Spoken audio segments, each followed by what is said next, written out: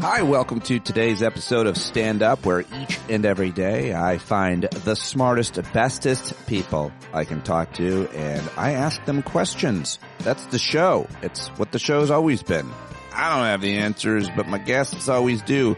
I'll give you my best take, but I'm looking for the best people I can find to talk to you about the most important and most impactful issues that affect you, your planet, your country, your community, the environment, and everything else.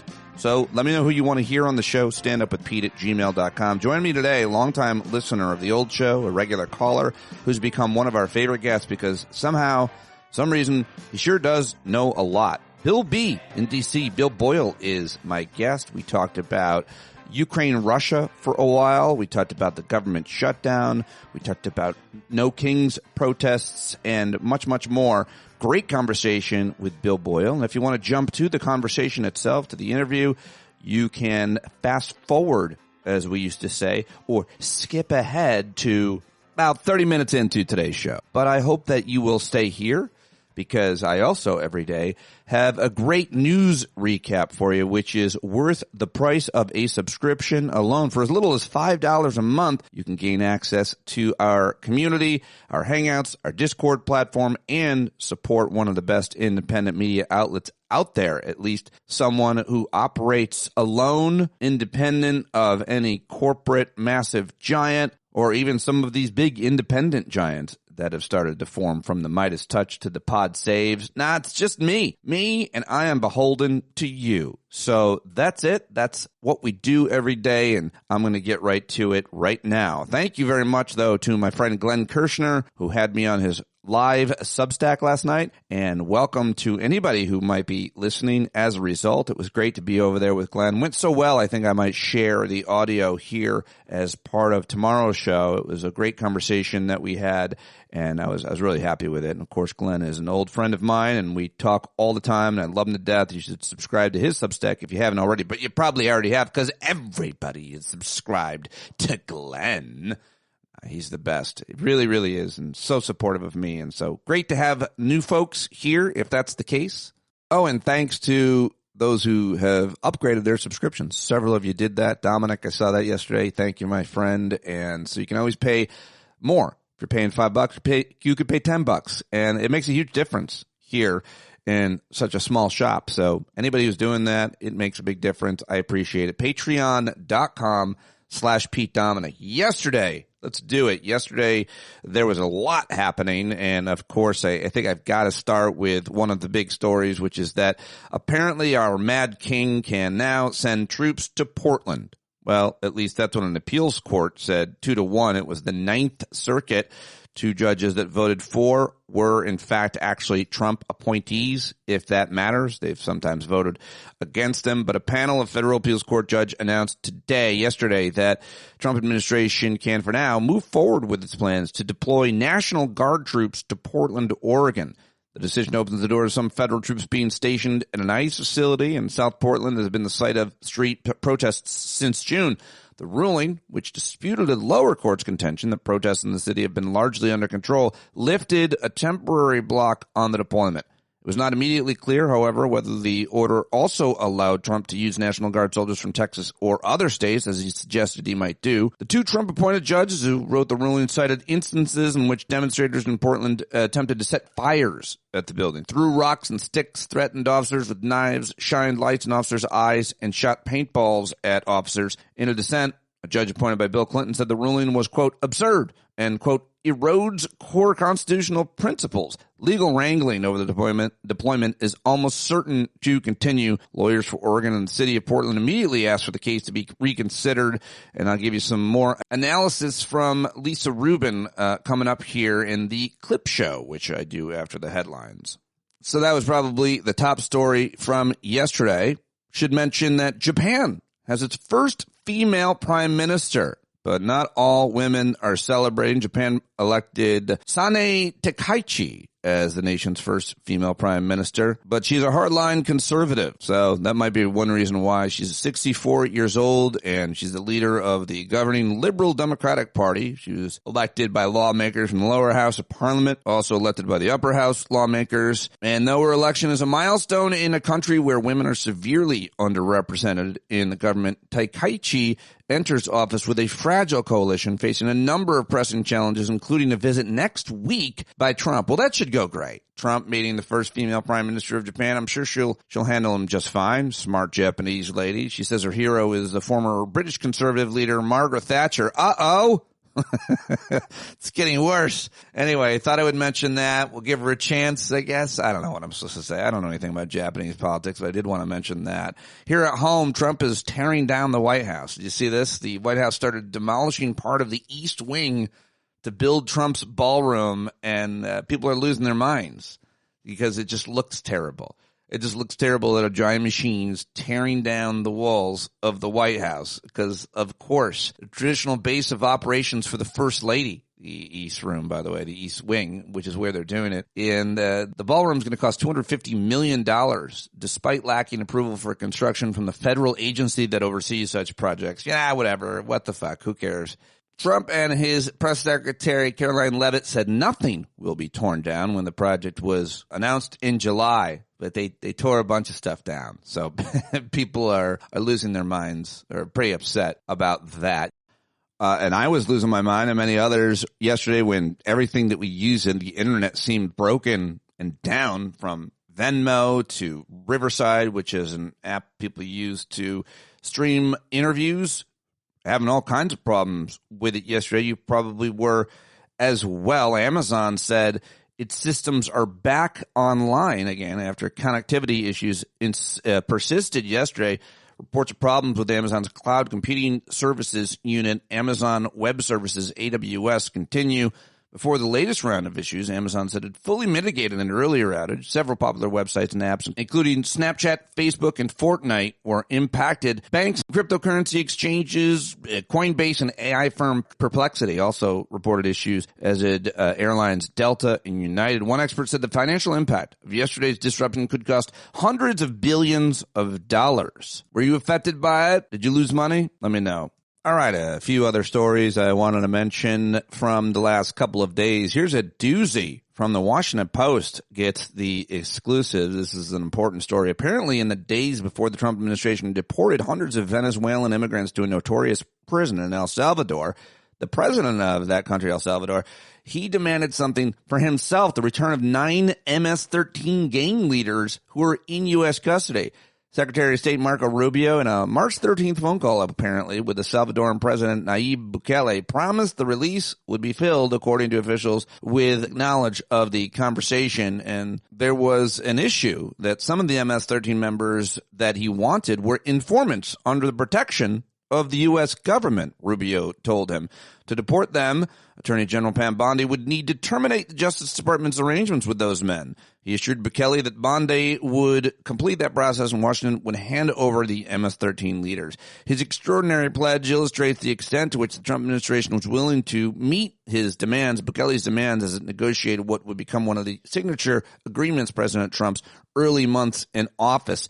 So it's a terrible, terrible precedent to set. And apparently the deal gave Bukele possession of individuals who threatened to expose the alleged deals that his government had made with MS-13 to help achieve El Salvador's historic drop in violence. So it's a whole big scandal, and it's going to be coming out a lot more. Hopefully, people will pay attention to this. Hopefully, Marco Rubio will be asked about it. And promising to terminate the informant arrangements, current and former Justice Department officials say Rubio threatened to undercut years of work by U.S. law enforcement to apprehend and secure the cooperation of these high-ranking members, one of the world's most deadly gangs. The deal is a deep betrayal of U.S. law enforcement, whose agents risked their lives to apprehend those gang members, said a U.S. contractor who worked with federal officials to investigate and help dismantle the MS-13 gang. Nixing the agreements threatened to damage the credibility of the Justice Department, which routinely relies on informants to build cases against high-level criminals. But you know what? We have a high-level criminal in the White House, so why would we care? Anyway, big story from the Washington Post yesterday, and hopefully everybody hears about it in different media outlets.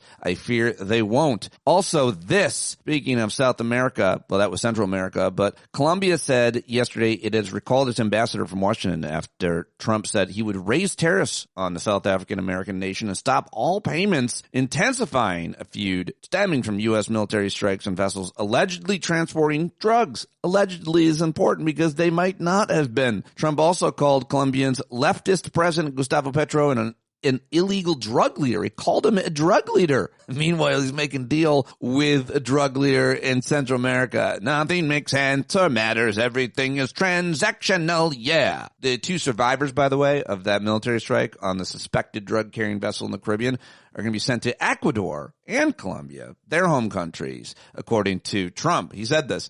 The military rescued the pair after striking a submersible.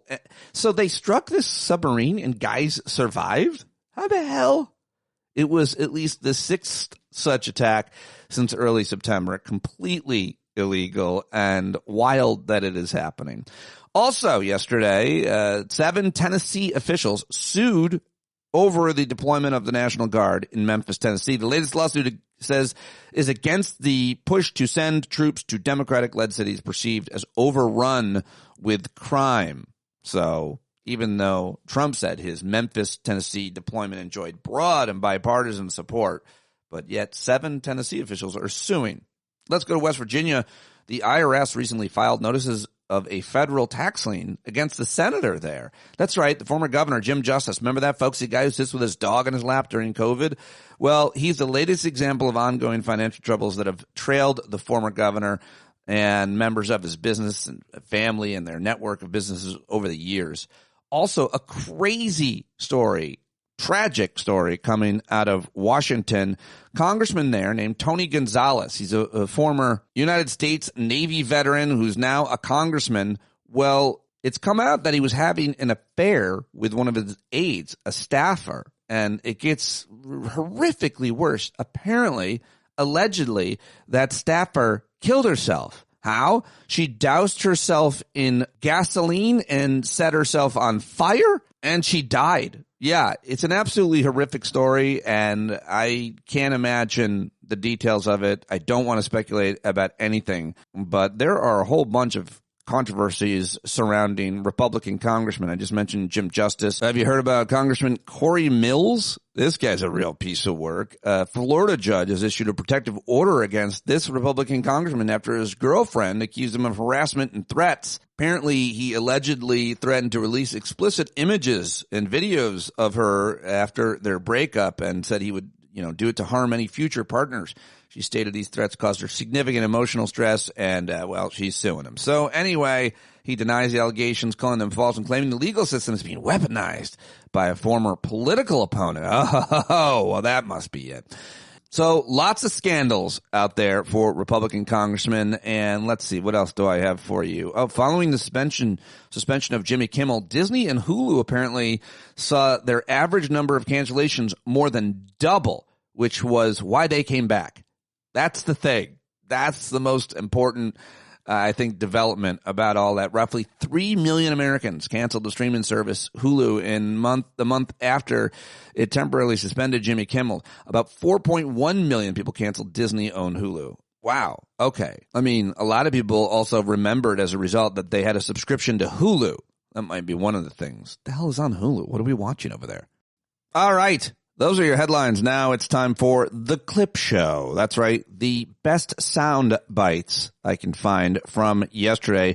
Lots to talk about, lots to share. Of course, Jon Stewart was back hosting The Daily Show because he does that on Monday nights. So I thought we'd start with some comedy and end with some as usual as well. Of course, Jon took on the threats, the criticism before the No Kings protest coming from people like Mike Johnson and Treasury Secretary Scott Bessent, and shared images and video from the No Kings protest to counter that and more. John? Perhaps you missed this year's annual dog parade because you remained inside all weekend because you knew that the No Kings protests would be taking place, and you heard what that might be like. We call it the Hate America rally. I bet you see pro-Hamas supporters. I bet you see Antifa types. I bet you see the Marxist in full display. This crazy No Kings rally this weekend, which is going to be the farthest left, the hardest core, the most unhinged in the Democratic Party. Not the hardest core.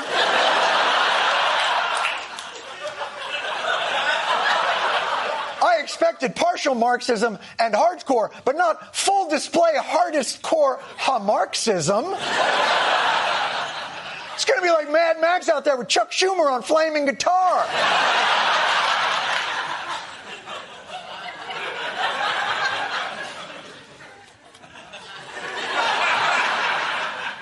That's a real photograph.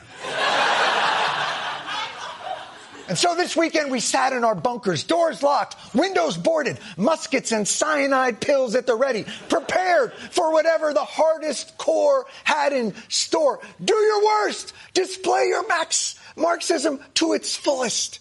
An estimated 7 million people gathered across some 2,700 No Kings rallies in cities from coast to coast in what has been described as one of the largest single-day demonstrations in U.S. history. Not only were they largely peaceful, they were often joyful.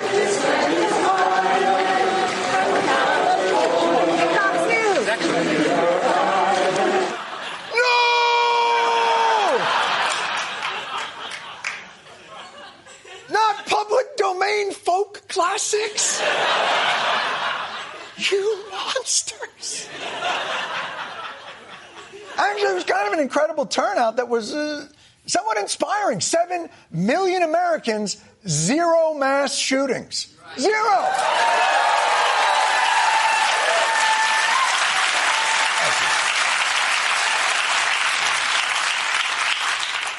That's just sad.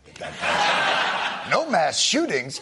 My God. I mean, has that even happened before? Even the dog parade had some nipping. It wasn't a Hate America rally at all.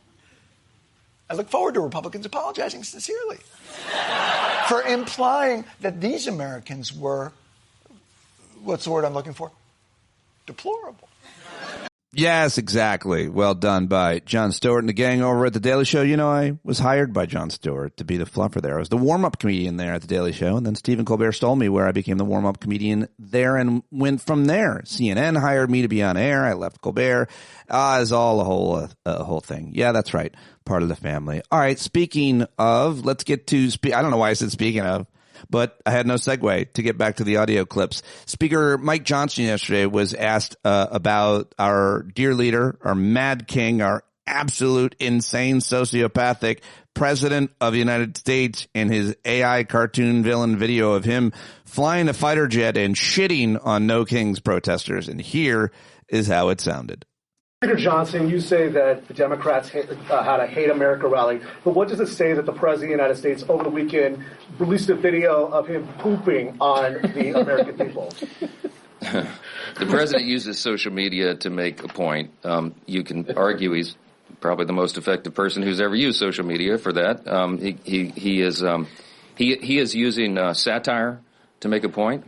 He is not calling for the murder of his political opponents, and that's what these people are doing. I mean, they're in one of these photos. I think there's a picture of the president hanging in effigy by a noose on one of these, the one on the far end. I mean, it's unconscionable. Oh yeah, well, I'm glad you found the picture. It is unconscionable. Is it unconscionable for the president to share that video, or no? That's not unconscionable. That's not a word you would use. What else do you have to say? How come you haven't sat Congresswoman Revolva?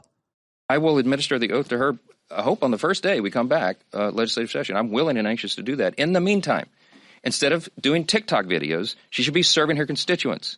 She could be taking their calls. She can be directing them, trying to help them through the crisis that the Democrats have created by shutting down the government. How could she do that if she doesn't have the keys to her office? How could she do her job if you haven't sworn her in? Maybe she could do her. Maybe everything can be done without being sworn in. But why should she? Why would she?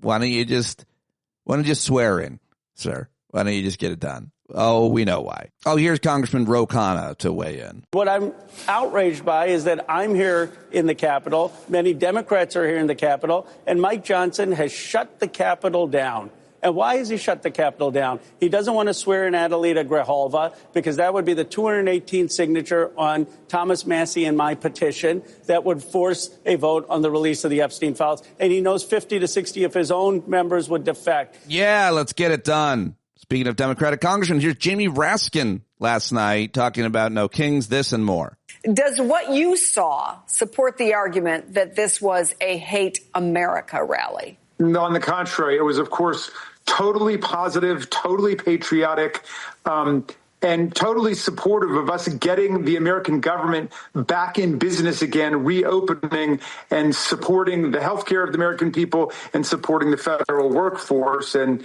you know, I kicked off by saying that Speaker Johnson was talking about a Hate America rally, but that one had already taken place on January 6th, 2021, when Trump incited a mob of insurrectionists who violently assaulted our police officers, wounding and injuring more than 140 of them in order to overturn a presidential election. He lost by more than 7 million votes. That's what a Hate America rally looks like. This is what a Love America movement looks like. And that's why they've been trashing it for weeks now, because they know that millions of Americans are standing up against their authoritarianism. All right, there's that. Very well done, Congressman. And now let's go to Anand Girandardhas, however you say his name. I always love his commentating and thoughts. He was on MSNBC's Morning Joe yesterday. I was at the rally in New York, and I can tell you it was not a Hate America rally. It was a rally to free America from the tyrannical pretensions of Donald Trump. It was full of people of every background, every age, every color, every backstory, every continent of origin, who simply don't wish to be ruled by a tyrant. And there was actually, and I love this about it, there were flags. There were people walking around giving out flags. My kids ended up with 2 little American flags, like lots of people. The flag, I think, was more present than it even was a few months ago, than it has been sometimes in these rallies on the left. I think that's very good. It's important to reclaim the flag. You see flags there in these images you're seeing. And throughout the march on Saturday, there was actually the most patriotic thing of all, which is in people's signs, a commitment to stand up for people you may not even know, strangers who may be different from you, but share a country with you. That's actually the meaning of a country. I don't need to know you to have your back. To have the back of people like you. And it was a kind of bacchanal of humanizing. It was people insisting on standing up for in solidarity with people who may not be like them again and again and again. And it was a solidarity that someone as small-hearted as Donald Trump won't understand. And out of empathy for him, I can understand why it makes him so insecure that so many more people showed up on Saturday than to his inaugurations. Yeah, I'm sorry. Yeah. Well done. I like that. I also like this. This is great analysis from one of my favorite legal analysts. It's Lisa Rubin on MSNBC talking about the appeals court judgment yesterday that's going to allow National Guard to go into Portland, Oregon. It broke yesterday. She got her hands on it, analyzed it quickly, and here's a couple minutes of an explanation that I thought was helpful. Big deal? It is a big deal, and I want to just correct one thing and then explain why functionally it is the same. This is a stay of Judge Immergut's opinion, and that's why it reached the Ninth Circuit as soon as it did, because this is an emergency motion to essentially pause her order. But as a functional matter, you are absolutely correct. It has the function of overturning her order and thereby allowing the president to send the National Guard back onto the streets of Portland. And Katie, I want to read, if I can, just from a little bit of the beginning of this 93-page opinion. It says, after considering the record, and by the record they mean all the factual evidence at this preliminary stage, we conclude that it is likely that the president lawfully exercised his statutory authority under 10 U.S.C. Section 12406. That's the statute we've been referring to as Title 10 when we have conversations about the National Guard deployments, which authorizes the federalization of the National Guard when the president is unable with the regular forces to execute the laws of the United States. And this is the important part. The evidence the president relied on reflects, quote, a colorable assessment of the facts and law within a range of honest judgment. We thus conclude that defendants are likely to succeed on the merits of their appeal, basically saying that when and if a court considers all of the record in this matter is tried and it gets back to an appellate court through an ordinary process where they have full briefing and full evidence, that they still think Donald Trump is likely to prevail there, because he has the discretion to determine as the president within a range of honest judgment when it is reasonable to deploy the guard. This is what you and I were talking about last week. When you get into the slippery slope of discretion, when you start ruling when a president can do something that he has the power to do, then you start potentially handcuffing a president of the United States. And this Supreme Court has shown that they don't want any handcuffs whatsoever, even if it's a questionable assertion, even if it's an egregious assertion. They want to make sure the executive is a muscular executive. And, you know, as I did when you and I talked about this privately, I'll let the viewers in on our behind the scenes. Please do. I said to you that, you know, I do see the Supreme Court pushing back, for example, on the first invocation of the Alien Enemies Act, where they essentially said, we have the authority to decide what the law is with deference to the president with respect to his Article 2 powers under the Constitution, particularly in the area of foreign affairs, where the president's powers are at their most robust. Will this Supreme Court, though, cabin the president's authority to decide when something is a rebellion or when regular forces are unable to execute on the laws? You now have what lawyers call a circuit split. We have the Ninth Circuit saying Judge Immercut's order must be stayed. Conversely, we've got the Seventh Circuit saying that the court in Chicago was right to prevent the deployment. So when should we expect the Supreme Court to weigh in on this? I think we could expect the Supreme Court to weigh in as soon as this evening, and that's because Chicago owes its response to the Supreme Court by 5 p.m. tonight on Trump's emergency motion to pause what that Seventh Circuit Court has decided, because without a Supreme Court say-so, he can't send the guard into the streets of Chicago. Yeah, right now, we'll see. We'll see.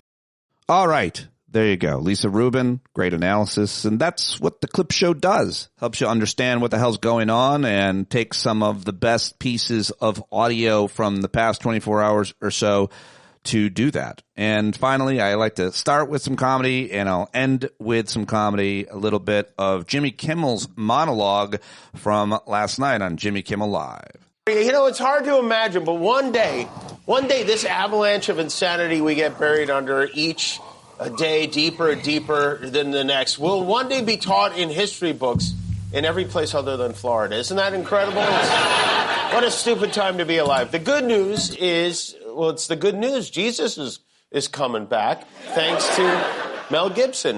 Mel Gibson has at long last cast the lead role in a sequel to The Passion of the Christ. It's called The Resurrection of the Christ. It's loosely based on Weekend at Bernie's 2. And there's no easy way to say this, but Guillermo, you did not get the part of Jesus. I know you wanted it so bad. Yeah. The role of Jesus will be played by this assistant manager of a skate shop in Tacoma, an actor named Yako Otonin. I don't recognize the name either, but that's the point. The movie will feature no actors you've ever heard of. The dialogue will be in a language no one speaks, and the film will make $700 million. It begins with Jesus awakening in the tomb and ends with Mel Gibson getting the Presidential Medal of Freedom. All right, that was a little bit of Kimmel, and here is Colbert from last night. Mime. This costume fad, it started in Portland, right? With the frog? It started... Portland in the house! This costume fad started out in Portland with one frog, and now frogs have become a symbol of resistance at No Kings. That's nice. I like little froggies. Froggy are important. Of course, not the first time amphibians have been at the forefront of social justice. Remember Woody Guthrie's famous protest anthem.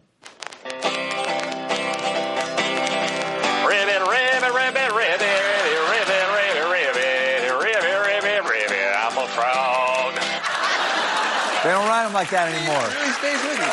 Timeless. Right there. Timeless. There are also millions of great homemade signs like missing elected Republicans with a spine. Kristi Noem is like a box of chocolates. They'll both kill your dog. A man carrying a box containing the Epstein files, and even one elderly woman calling herself Grantifa.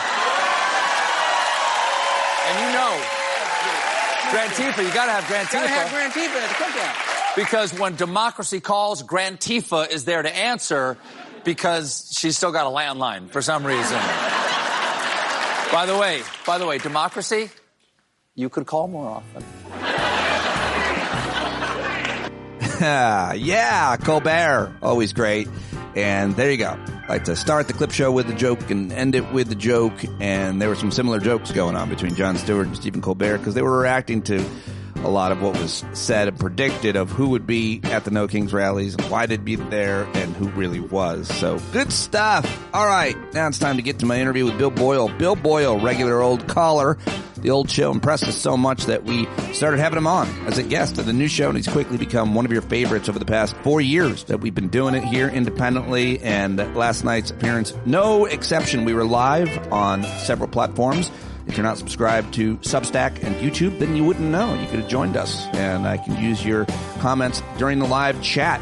You can follow Bill on Blue Sky at Bill B in DC. Of course, he's just a simple parking lot owner, parking garage owner in Washington, D.C., but he's very active there with his young teenage son and his wife, and I love talking to him. We had a great conversation, and it was enlightening as always. Learned a lot. Love his passion, love his intelligence, love his $5 vocabulary. Yeah, let's do it right now with Bill B in D.C. There he is. Thank you very much for joining me. I appreciate you being here on Monday night. Happy to be here. Lots to talk about, lots of things I want to ask you about. Specifically, I was thinking of just trying to understand and catch up with what happened, read the conversations between our dear leader and the heroic leader of Ukraine. Volodymyr Zelensky was back in Washington, D.C. Feels like it got a little bit maybe undercovered, but it was a really important conversation or visit, and it was supposed to establish some things. What are the takeaways? What's most important? What is going on? Okay, so Zelensky's been trying to get Tomahawk missiles from the administration. And the administration has been willing to give them Tomahawks, or at least talk about it, because the Trump White House really wants a Nobel Peace Prize for their boss. And Trump's main motivation in all of this is not that he loves Russia, it's not that he hates Ukraine, anything like that. Trump wants to dominate the scene. He wants to get a peace deal in Ukraine so that he can justify demanding a Nobel Peace Prize. It's no more complicated than that. Underlying that, however, only because Barack Obama won one. Exactly, precisely. It's the most petty of motivations. Right. So anyone trying to read too much into it is wasting their time. What's more interesting is that underlying his demand and his neediness for this, there are really like sort of bedrock things about America's place in the world, Russia's place in the world, trade, the way the Pentagon feels about things, the way that, when they kind of go and push weird things, even on a bunch of Republican senators, they go, whoa, hold on. Where there are a lot of limitations and influences on what you can do in American foreign policy that Trump can't easily break, right? And people like to think of Trump as someone who can just do whatever the fuck he wants. But he came into office saying, we're going to completely blow Ukraine off. We're done. This is a waste. This is stupid. It's not our war, whatever. And the U.S. is supporting Ukraine almost to the degree it did before he came into office, and in some ways is being more aggressive against the Russians than Biden was. And that is because there are just underlying realities of the world that even Trump can't blow off. Maybe especially Trump can't blow off because he doesn't commit himself to the hard work it would take to really change policy. And so what's happened is, and this week is a really great example, the Financial Times claimed that Trump talked to Putin, set up this meeting in Hungary, and then had a meeting with Zelensky where he flipped out and said, you need to give up land and we're not going to give you Tomahawks and all this other stuff. This happened on a day, by the way, where Trump was freaking out about Venezuela. He was freaking out about the protest marches. He was freaking out about the shutdown. He was attacking Democrats. He was like all over the place that day. Well, the Trump White House very immediately denied that he said that to Zelensky. Right. Like immediately said, absolutely, we did not do that. But then they said, but it was the Russians who said they would give up territory. Like the Russians were the ones who were going to not demand all of the Donbass as part of a deal. And then guess what happened? The next day, the Russians came out and said, we never said that. And so there was all this mishigas and meltdown in the U.S. media, like, oh my God, Trump isn't giving them tomahawks, and he's giving in to the Russians because he loves Putin. None of that actually happened. Trump talked shit. If anything, he talked shit about the Russians being forced to give up more than they wanted, and he did not finalize a deal on tomahawks with Ukraine. But what has actually gone on is a lot of the planning and logistics and the training, because we can't just give the Ukrainians tomahawks and they can use them. That's going on right now. So the sort of, and this is a classic of the Trump administration, where because there's just so much bullshit that floats around, the actual things that are really happening, the press doesn't even notice it or doesn't want to bother to explain it, or the media, the National Defense Team is now 5 guys at the New York Times when it used to be 65. There's just not enough firepower, bandwidth to get into this sort of thing. And I mean, what's happening right now, and again, a lot of analysts who talk about this would say, Bill Boyle said, well, they don't know who I am, frankly. But if they knew me and listened to this, they would say, like, what the fuck? This is terrible. Trump is blowing off the Ukrainians again, etc. But what has actually happened is that Trump has, in effect, said to the Europeans, we'll give you pretty much whatever you want. You got to pay for it. Right. And the Europeans are taking Russian seized assets to pay for, in part, to pay for weapons for Ukraine. And they're putting up more money, and they're giving their own weapons, and they're ramping up artillery production, and they're ramping up drone production. The British, if I read this correctly, are looking to produce 85,000 drones a month. I know they're not at that number yet, but they're working to reduce that many and commit them to Ukraine. And so where we are right now is that the Europeans have stepped up. The U.S. has not stepped away. The Russians are losing 1,000 men a day. They are also now digging into their reserve system. They always avoided forcing people in their reserve system to fight. They offered to pay them. The Russians are now starting to have to go. And that means, by the way, pulling people out of Moscow, Kursk, et cetera, the core regions, and making them fight, who really don't want to be there, and who, when they get killed, grandmothers in Moscow are losing grandsons, not grandmothers in Kalmyk and whatever. And so you're seeing a situation, from what my perspective on it is, the Russians are really losing. They're really losing. And then on top of that, they are running out of money. The projected debt Russia is planning to take on next year is smaller than the debt service they have in their economy. Or on their budget deficit. So the Russians are now in a position where they've got such a big debt, they're having to borrow more to cover that debt, which then gives them a greater debt. In other words, it's a debt trap, and they're running out of money, and they're running out of runway, really. And they're not making big gains in Ukraine. In fact, most of the gains they've made this year, they've lost, or they have been so useless, it gives them no benefit strategically or even tactically. So I think where we are is where last year I would have hoped we would be with the Russian. I think I told you a year or so ago, I thought the Russians had until about 2026. And I think that has remained correct. Going back. And by the way, folks, you can listen to all of his old shows whenever I'm on, and I think you might be able to find that actual quote in there. Going back just to specifically this weapon, the tomahawks, I don't know. I think people probably wonder the significance, and I guess significance. My quick search here is they're long range. They go like 1,500 miles, and they aren't easy. They usually launch from Navy ships, but they can launch from land, and you'd have to give them the launchers as well. It's not that easy, but I guess what I'm reading and seeing is that this weapon, these missiles, would be a real war changer for Ukraine to have access to them, and Russia really doesn't want Ukraine to have access to these missiles? So think about all the things that we were told were totally going to change the war, right? We were told that the F-16s, the F-16s were going to change the war. The Javelin, handheld manpads were going to change the war. Those Turkish Bayraktar drones at the beginning of the war, they were going to change the war. They don't change the war. The Tomahawks aren't going to change the war. They will give Ukraine some more flexibility, some more reach, but Ukraine's already hitting Russia 1,500 miles into Russia.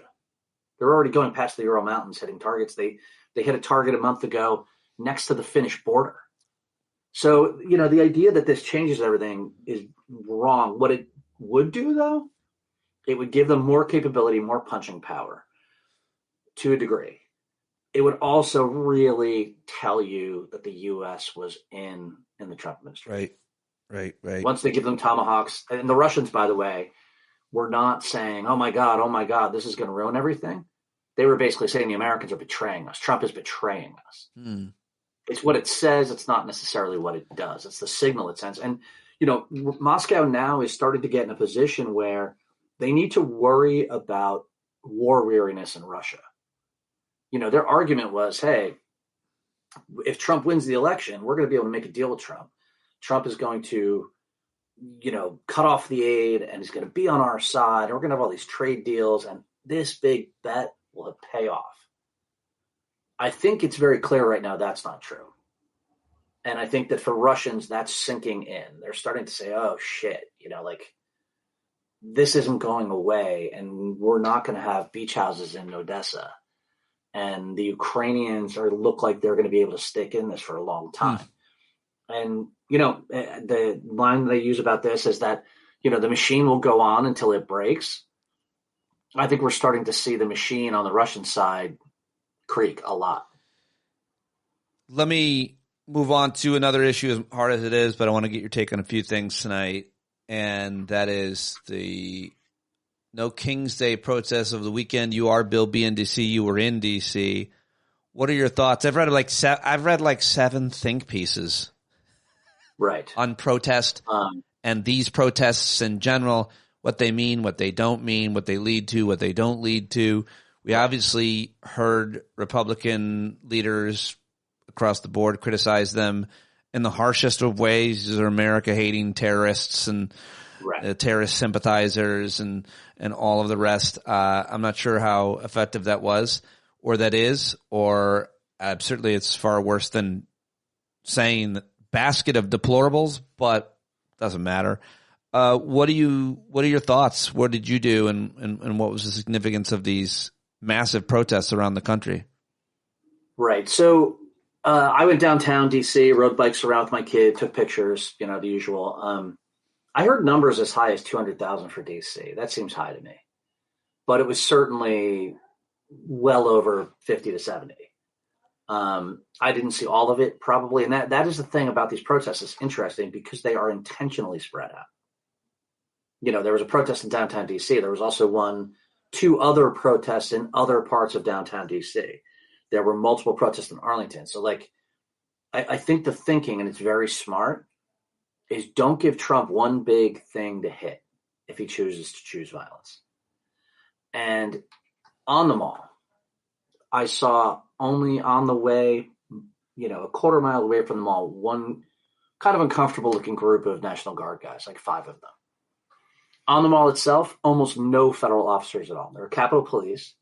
There were D.C. police. I could tell you that as I rode my bike down 11th Street, and there were a bunch of D.C. police, I was yelling, fuck Trump, and holding my hand up and getting high fives down the street from MPD. It was a carnival atmosphere, and it was a fun atmosphere. And that gets at something that I think is a big deal, which is that, Mike Johnson and these guys are like, these parades or protests are satanic, and they're full of anti-Christical, anarchist, homosexuals who are trying to destroy everything that the Puritans held dear. And you go to the protests, and there's a bunch of middle-class people, riding their Cannondale, or with their kid in a stroller with a ton of very hilarious, animal outfits, inflatable animal outfits of all varieties.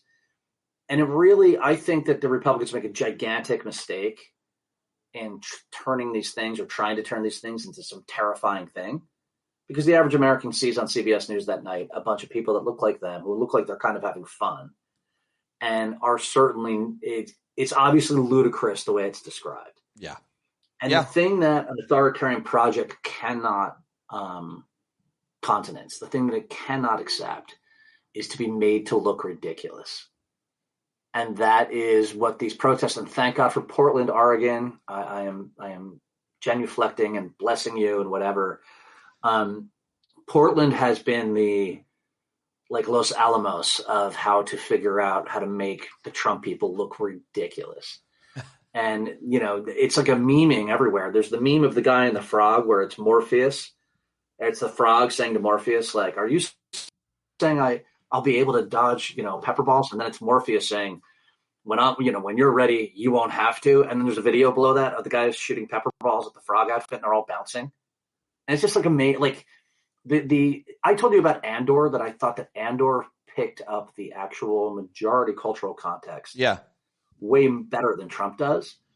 And in a weird way, you can see it in these protests, how they're like, I heard people saying I have friends everywhere. Yeah. Right. At the protests. Yeah. It's such a great, this country is inherently based on a moderate revolution. And I don't think that cultural truth ever goes away. And I think that the Trump people, fortunately for all of us, are going to forever be rowing against the current of what regular Americans really want, and which we're about to see, I think, pretty soon in elections in New Jersey and Virginia and a few other places.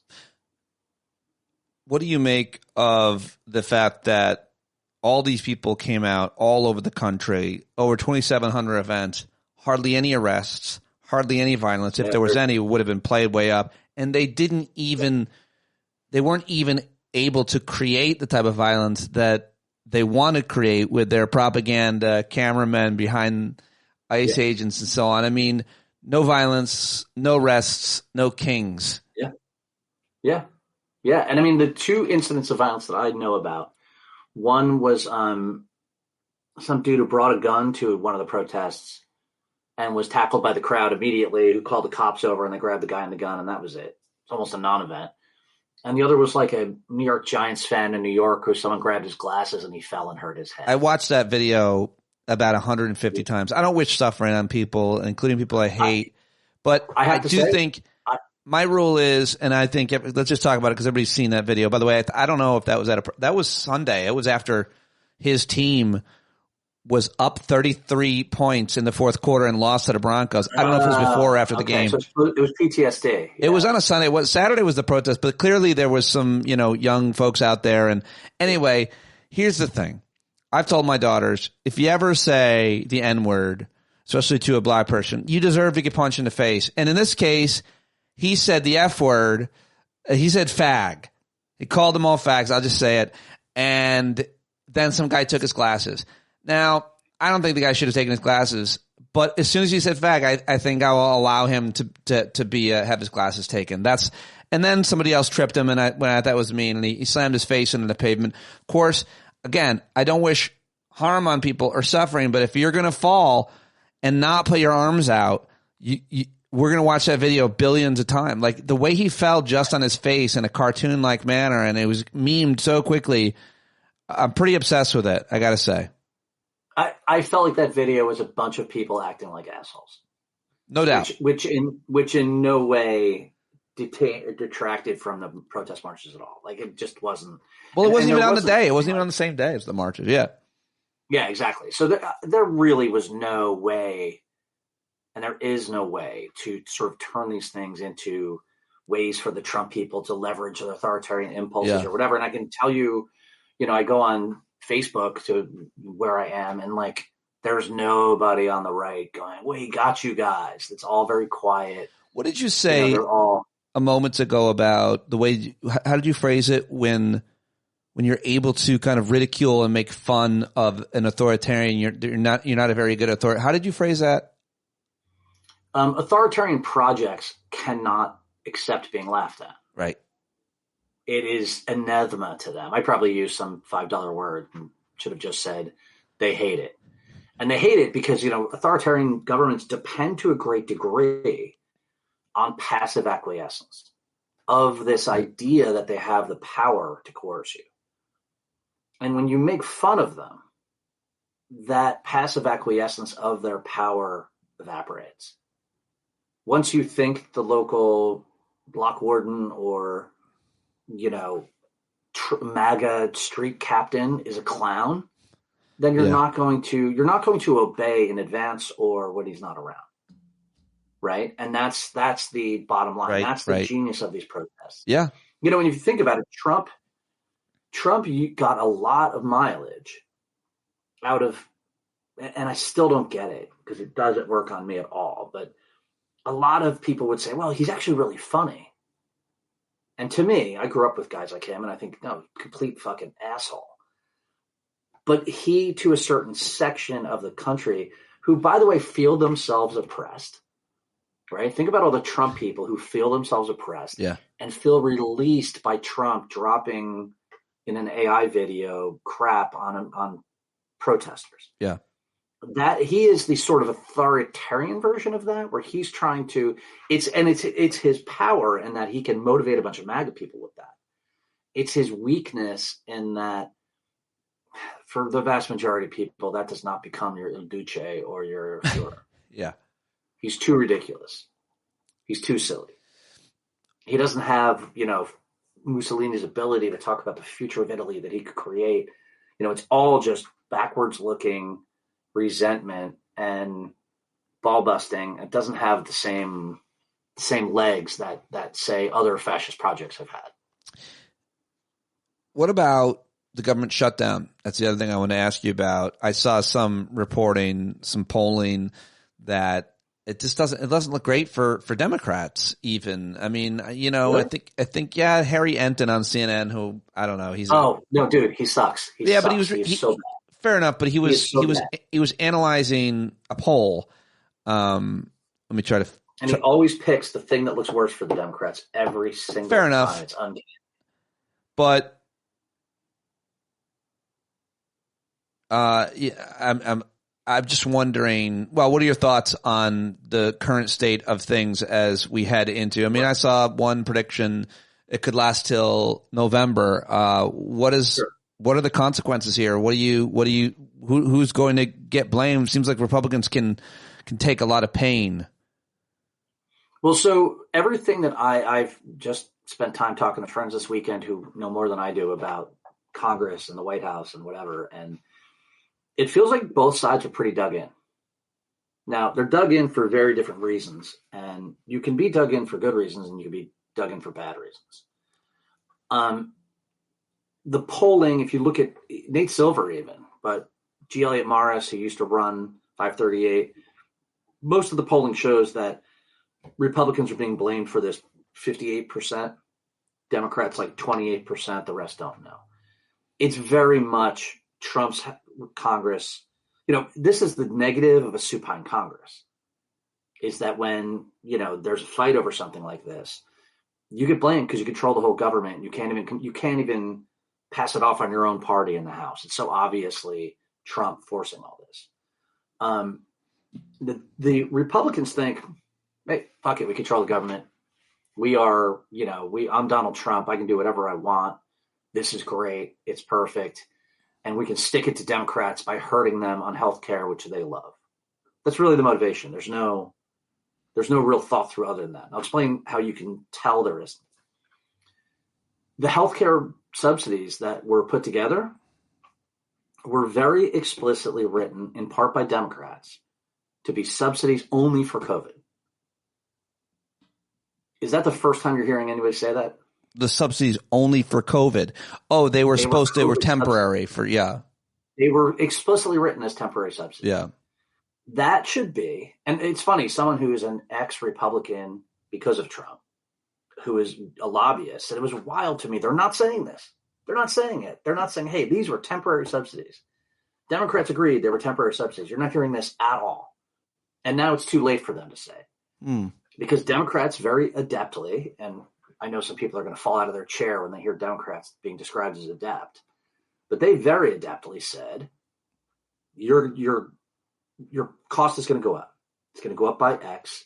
It's going to be bad, and it's terrible. And if anyone brought up that they were COVID subsidies, the Democrats just ignored it and said, number's going to go up. That's it. Right. To the degree that Marjorie Taylor Greene is on the Democrat side on this, because she's saying my constituents are going crazy. They're looking at their costs going from $500 a month to $2,300 a month or worse. Democrats are on the politically right side to be on this. People love their subsidies. The economy is bad, by the way. People are relatively making less money, inflation, everything else. This is how you create a wave election, is by screwing people on something like this. I think there's already a wave election coming. I think that this will just, if it goes for a long enough period, or if Republicans somehow manage to force Democrats to eat this, you're going to get a wave election anyway. You're going to have Republicans vote against Republicans because they're furious that their healthcare costs went up by $15,000 a year in the middle of an already bad economy with tons of inflation, right? Trump's people just don't really, the boss wants this. That's what we do. That's it. Russ Voigt says, fuck them. It allows us to fire a few more people, which it isn't really. So I think it'll go on for a while because they're both committed. Democrats are committed for good reasons. Republicans are committed for the dumbest possible political reasons. At some point, the dam will break, but I don't think Democrats are giving in. I really don't.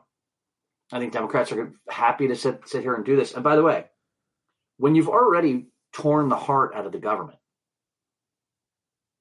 the Democrats are like, okay, what are you going to do to me? You didn't already do to me.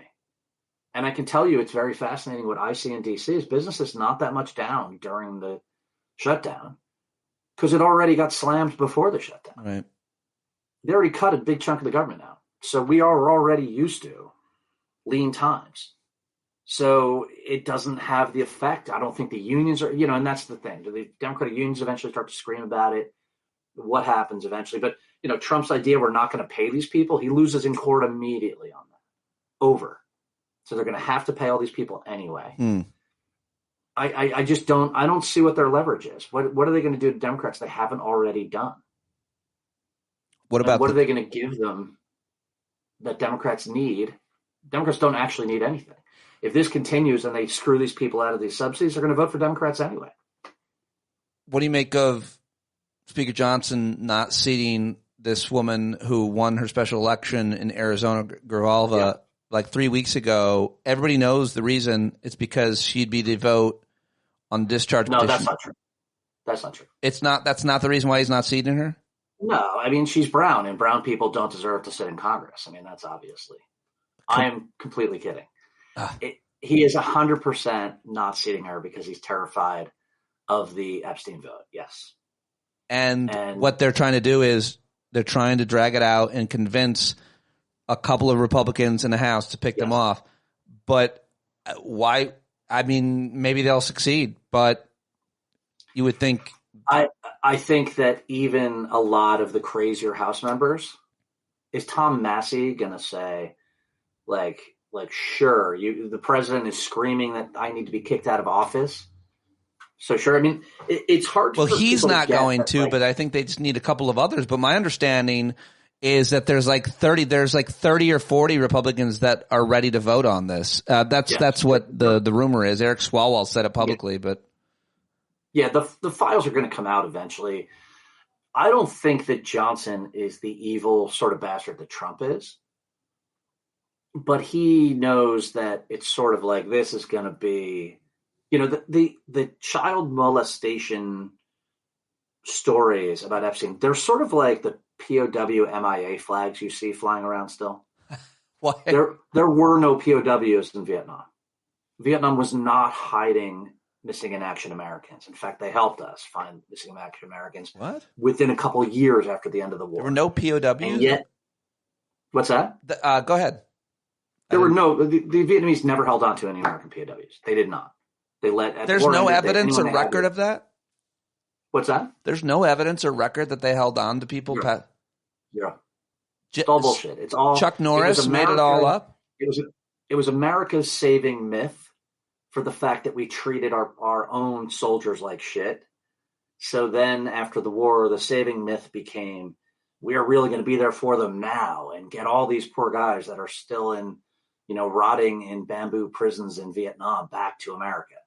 It was a complete, utter legend and lie that made people feel I didn't know that. You would know that. Oh, believe me, I say this to people and they get real mad, and I go, "Okay, show me any evidence." Yeah. I live around the corner from a guy who spent that very old guy now who spent 15 years as a U.S. military guy after the war, going back to Vietnam to retrieve remains. Like the Vietnamese government was like, "Hey, we found bodies. Come here and get them. Let's bring a priest in and do this the right way, etc." Like that. So those flags are a myth that will not die about something that never occurred. Epstein is a myth that occurred, and it's got the same emotional oomph, not to Democrats, interestingly, but to Republicans and to MAGA people. They are obsessed with the idea that elites are out stealing children and taking advantage of them sexually. They're totally obsessed. That's what Comet Pizza was about. Right. And this is the problem for these guys, is that it's a real thing, or it's a half real thing that can really hurt them in the real world politics in ways that most other things can't. Particularly if it turns out if Trump but even more than Trump, if just a bunch of other Republicans who are still around or were just around are implicated. I think it'll be a very severe problem for them. I think it already is, frankly. What about that movie Christian Bale and Steve Zahn were in? Wasn't he a POW? Wasn't that based on a real life? During the war. It was during. It wasn't right. It wasn't after the war. Yeah. Oh, I thought I had. After the war, it was like, okay, we're done. The war's over. Rambo 3. Was that Afghanistan or was that Rambo 4? I don't know. Forget. Yeah. Aaron, the farmer in the live chat, said that one. Look at it this way: there were bars in Vietnam called Rambo. Really? Mm-hmm. They're famous bars. A couple of Apocalypse Now bars in Hanoi and Saigon. So it's not like the Vietnamese were like, this is a thing never to discuss. They were like, whatever. Americans are nuts. They'll come and spend their money here. So great. I want to ask you one more thing. There's been this kind of conversation and debate even within folks here at the stand-up community. We were talking about it Thursday night at the Hangout. You weren't there. People should come. The Hangouts are awesome. We have great time. Having this discussion about giving credit to Trump for the Middle East, quote, peace process that he helped usher in, the hostage exchange, which the peace ceasefire lasted about 6 hours. There's violence has erupted. 97 Palestinians were killed. A couple of IDF soldiers were killed. So there's no peace. But what do you make of the idea that he should be given credit? Is there some reporting that during the Biden administration, Trump called Netanyahu and scuttled a deal that was about to happen? I'm not sure how good that reporting is, whether or not it happened. But if it's the truth, it would be not unlike Nixon in Vietnam, Reagan in the hostages. Yep. Like, when before they get elected, say, hold on, let me get credit for that. It'd be like Trump scuttling the immigration reform deal that was going to potentially pass in Congress. So don't do it until I get elected. Anyway, what do you think about the credit he deserves or does not? So I don't think he deserves a lot of credit because he hasn't actually accomplished very much. And I think that should be the standard. It shouldn't be. I mean, I've said this to you before. The one slightly okay thing about Donald Trump is that he apparently is committed to the idea of like, it'd be great for me to end these wars. Now, his motivation is he wants to be the great world peacemaker, right? But he also seemed, even though his motivation sucks, he actually does seem committed to the idea that like the war in Ukraine should be over tomorrow. It should stop. Yeah, but like even that's transactional. J.L. Covan had a really good rant on this where he basically argued that Trump got a plane. This negotiation went through the Qataris. That's a separate one. I'm talking about Ukraine and Russia. Yeah, but I'm talking about in the Middle East. The Qataris were the negotiator, and they gave him a plane. Yeah, but that plane benefited the Qataris. The Qataris didn't give him the plane to help with those negotiations. They gave him that plane so they could get a base in Colorado. Trump did not like. Well, there was that too. Trump did not much like Qatar Trump is not going to extract a price from the Qataris to help the Israelis. He's going to extract a price from the Israelis. Well, he the certainly Qataris actually are a sort of moderate, semi-neutral interlocutor in that. Yeah. That plane was for other things. And I think that, by the way, Bibi didn't want this ceasefire. Trump forced it on him. Right. And there's a certain amount of an interesting thing that happens with Trump in that guys like Bibi and Putin and Erdogan and Modi and Xi and Trump, they all really politically depend on the political sense of their, what's the word for it? Not machismo, but their I don't know, they can't be challenged at home. And they can't look like other countries can push them around. And so when Trump goes out in the world and says, I want a peace deal with Putin, fuck you, do a peace deal. Just stop on the firing line. Putin almost by definition cannot agree to that because it will kill him politically at home. Right. Because again, it's the sort of, you can't make fun of authoritarian that kills them. What you also can't do is they can't allow themselves to be diminished. Right. And if Trump says to Putin, this is the deal I want, get in line and do it, that has real implications politically back home. It's why Trump is having so much trouble making trade deals with anybody, because he's trying to dominate everyone. And it's not, ironically, Trump is the one guy who doesn't need that. But he is operating the way they do and not doing it as well. And they're just saying, fuck off. We're not going to go along with you because you can get away with it, but Xi can't look weak. Modi can't look weak. Erdogan can't look weak. And I think that you're seeing that with Israel and Gaza. The reason Israel's not as strong as China or India, right? So it couldn't really defy the U.S. too far. But of course, what our friend Bibi does is that as soon as Trump's attention wavers, he kills the deal, breaks the deal some way. Right? And that's what we saw in Gaza. There was a temporary deal. I'm very happy some of the hostages got released. Some bodies are returned or whatever. But we've just switched to a place where now Hamas can get the shit kicked out of it by Israel. Right. And can't really do much about it. Trump will say, hey, I got you a peace deal. And that's it for them. And they're done.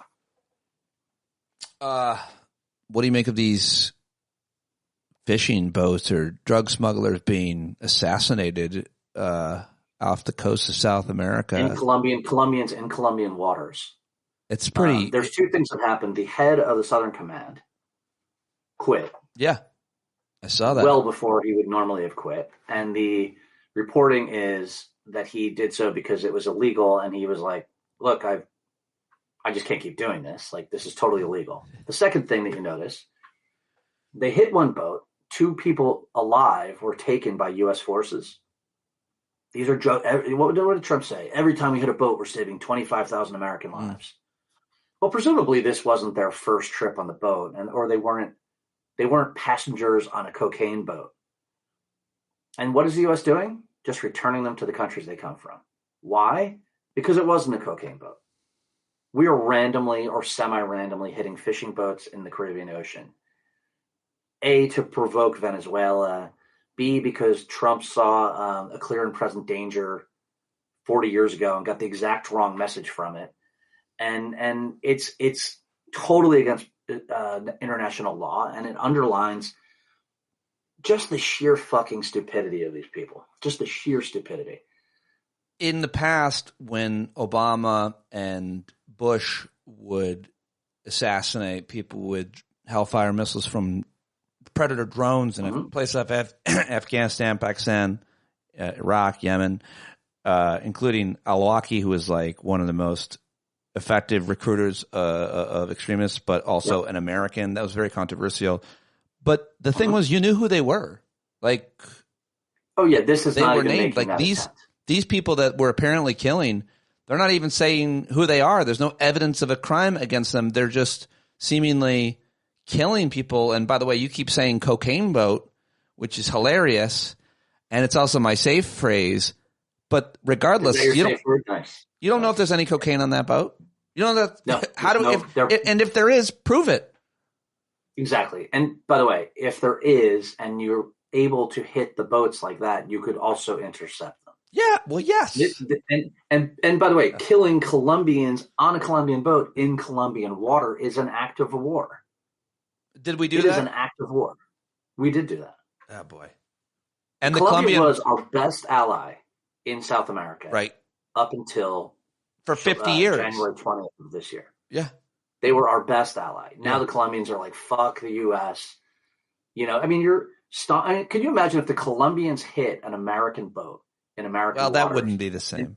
And killed them, but they killed Americans, and the Colombians were like, drug boat. What are you supposed to do about it? I mean, it's just, it is so off the reservation, so off-piste, it's insane. But again, you know, and I've said this to you before, when Trump got reelected, and I did everything I could to help him, to keep him from being reelected, that's when I said, okay, I was always worried about what was going to happen. Now it's happened. And I think that people need to get in that, I won't preach too long on this, but people need to get in the mindset of stop going, oh my God, every day's a crisis. What are we going to do? Just go do it. Just get out there and, you know, go to the marches, organize, do what you need to do. I mean, I will tell you that a thing that I do is I talk to the various police forces around the city when I'm out. And I ask them, how do you feel about these clowns and the masks running around? And I will tell you, they do not like it. Up to and including Customs and Border Patrol. You would think Customs and Border Patrol would be like, hey, yeah, you know, whatever, they're trying to do a job. They were like, no, these assholes are untrained and the masks are bullshit. They were like, look at us. None of us are wearing masks. That's my name. You want my badge number? This is Customs and Border Patrol saying this. And what an officer said, I won't say what group he was from, but he said, you know, imagine if you're us and you've been doing what we've been doing for 20 years and highly trained, and some file clerk who works at DHS gets a $50,000 bonus to come out here and violate people's rights. Well, and I would strongly recommend everybody to talk about that aspect of things with the police they know. A bunch of unprofessional, totally, and by the way, immune to prosecution, whatever they do, because you don't know who actually hit you, called you something on the street, took a shot at you. And I have a friend who had an unmarked ICE vehicle intentionally bump her off her bike with their car. Jesus. And then take off. So, you know, it's out there and it's a real thing. And then the other thing I will say is I'm sure this stuff is hard to parse if you haven't been in Portland, Chicago, DC, LA. Yeah. People feel very like, well, how can it be that bad? Right. And I describe it to people who are not from these places, and you can tell that they really don't want to believe it's happening. It's happening. Yeah. Like, by the way, gigantic amounts of violations. New reporting. Let's see. This is the Atlantic magazine. 1/3 of ICE Academy recruits are failing out because they can't pass a personal fitness test. The pass, recruits must do 15 push-ups, 32 sit-ups, and run a mile and a half in 15 minutes, 14 minutes. They can't do it. I have bad knees. I'm 58 years old. I'm only just getting back in shape. I could have done that before I started working out. Yeah, but you're not. Pathetic.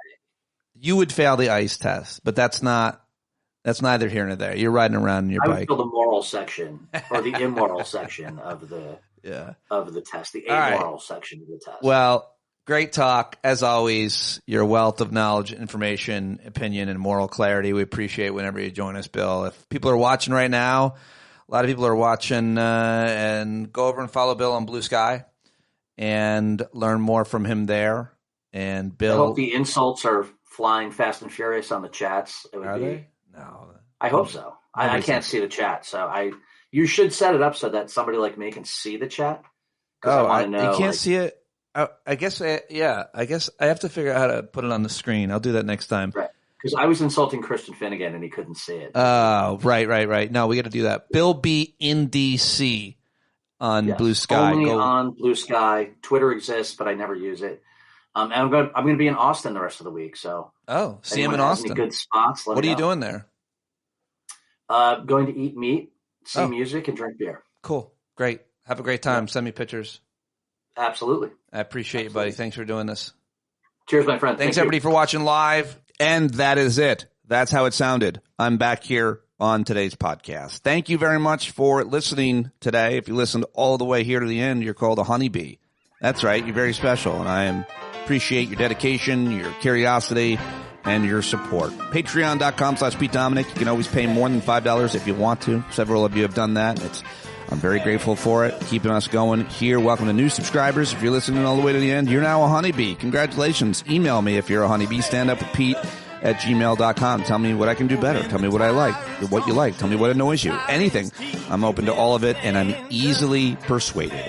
John Carroll is a Grammy Award-winning singer-songwriter. He's got a new album out. He's one of the founding members of the Starland Vocal Band. You know the song Afternoon Delight. That's right. Well, guess what? John Carroll's new album release party, November 6th in Virginia. I'm planning on going. Hope to see you there. JohnCarroll.org. Buy that album right now. Pay John for this music. This song is on it. We love him. We appreciate him. We appreciate you. Thanks for being here, and thanks for being you. And I'll talk to you tomorrow.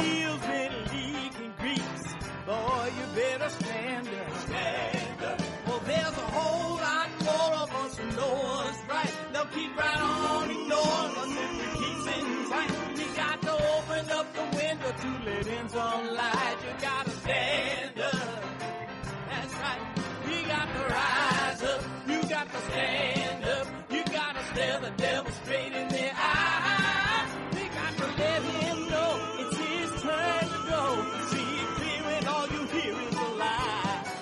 So get up off of your butt, down off of your fence. Even if it ain't a very friendly audience, well, they'll begin to listen when you start making sense. And you stand up, stand up. No need to point your rifle to defend your town. Just stand up, stand up.